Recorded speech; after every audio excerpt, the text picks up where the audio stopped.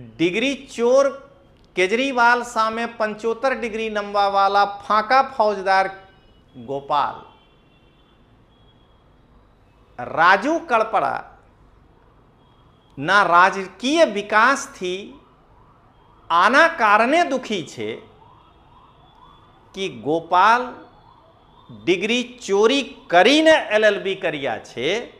જ્યારે પ્રવીણ રામ હોય